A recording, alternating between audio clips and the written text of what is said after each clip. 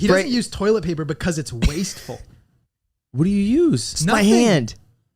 What? Well, you could just wash it in the sink. Water's cheaper than toilet paper. So you just what do you mean you what do you mean? What's the most expensive thing you've bought? Probably the Ford GT.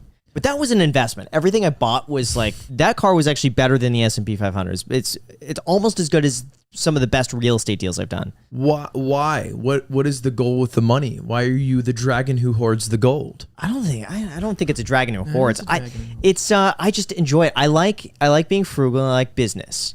I understand being frugal and not spending, but for me, when I hit $1 million, I'm like, I'm good.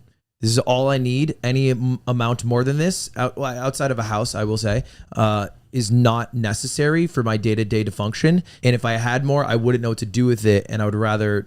I don't need that, which is why I have a lot of overhead, as opposed to you, who doesn't have a lot of overhead but has way more money than me.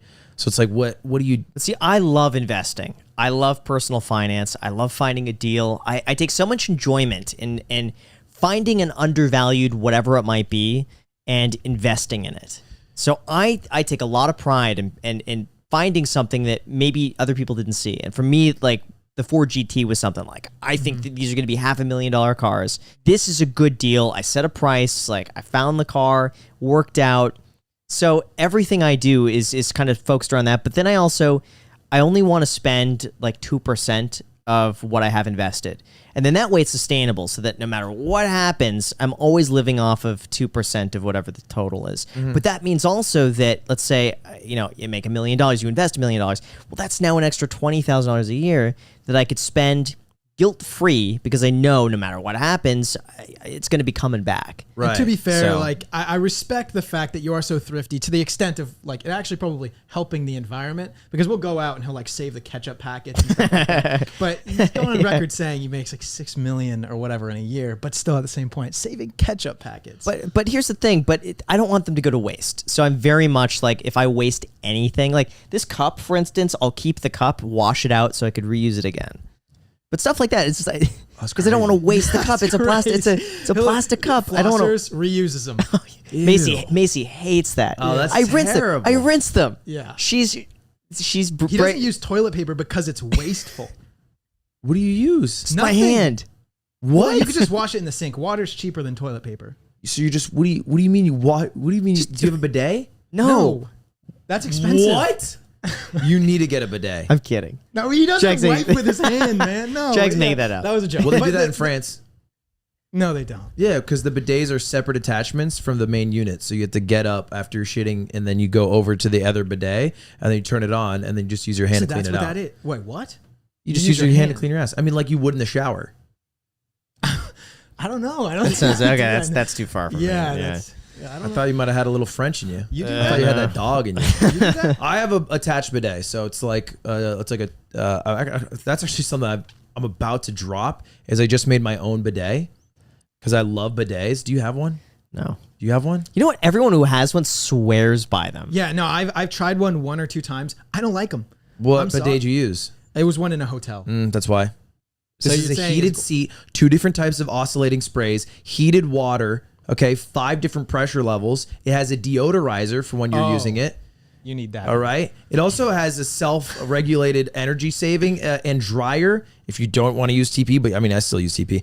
But what you do is I've been working on this for like a year now of making this bidet, and I've made 2. One that's probably similar to the hotel, like a everyday $50 unit, and then one that's like the $500 souped up unit. And I think it's just a total life changer. So what about bidets are you so fascinated by? Like, bidet. What about bidets really enamors you?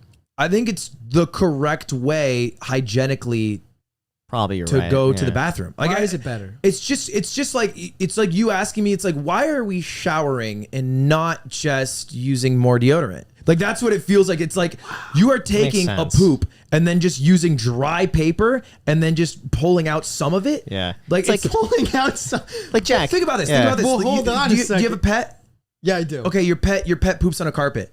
What are you just going to grab Bounty and then just rub it in and then be like, all right, I've done it, and then walk away? No. Well, I like to think my butt isn't a carpet. It's close, but it's not a carpet. Unless you're waxing, it is. And unless you want to open up to this podcast right now and let Graham know what's going on down there. What if you do wax? Does that make a difference? I think so. Yeah, I actually think if you wax, it's just the cleanest wipe. It's probably still better to have water, right? Like just hygienically. You wax? No. No. God, no. Yeah, my friend got waxed for a podcast and he was crying in pain. Really? Yeah.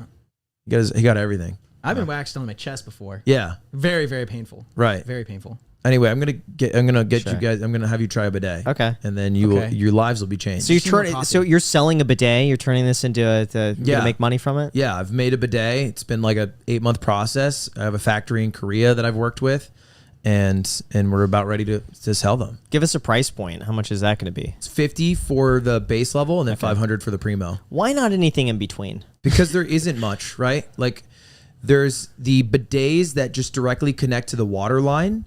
And that only requires like a splitter, and then you just turn it on, turn it off. And then there's the ones that require electricity, and so there's not like a way for that one to be cheaper. It's a bunch of electronics, so it's like you would just be making up value. Couldn't there be a battery operated one, or one that you just plug in and like charge? Maybe, but no one would use that. I think at the amount of electricity you'd pull and the amount of times you'd have to. It's not really something that exists in the market. Okay. I think there are versions of the $500 ones that are cheaper, but I went with the one with all the gizmos and the gadgets. So are you taking like a is it like a white label sort of product and kind of switching it up a little bit, or you developing from scratch, or how? It's kind of similar to it's mostly a white label project, but we've customized it because they're like the largest bidet manufacturer. It's Brondell. And we've worked with them to like basically find the best thing we can make, and then have one that is still affordable that I think looks good. You serious about selling the bidet? Like, you want to take this in the direction of like making money from this, or is it a side project for you?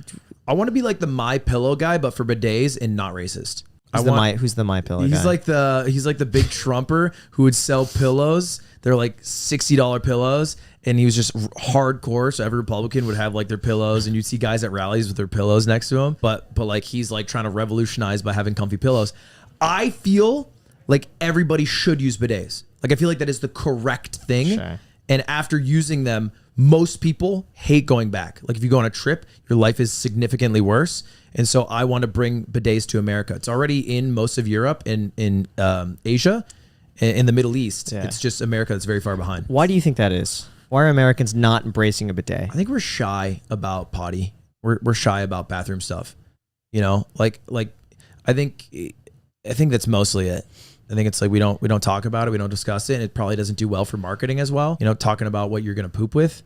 So I'm trying to start a movement. All right. So when I'm done with all the streaming, you know how Mr. Beast got Beast Burger? Yeah. This is my Beast Burger. Okay. Ludwig's bidets. It's called Swipe. Wow. That's a great name. That's pretty good. You like that? Yeah. You should incorporate movement in like the logo or the slogan. I'll like, show you the box. Yeah, and it could be like, short for bowel movement, like, the movement you need, or like something like that. I don't know. The slogan is "Welcome to the 21st century." That's good. Yeah. Because I think that, toilet papers, that's Oonga Boonga stuff. Can I connect to your iPhone though? Like, I feel like it should have some sort of control, like a smartphone. They have a remote specifically for the toilet that you just connect to the wall, and then you pull it out. Okay. It's the whole thing.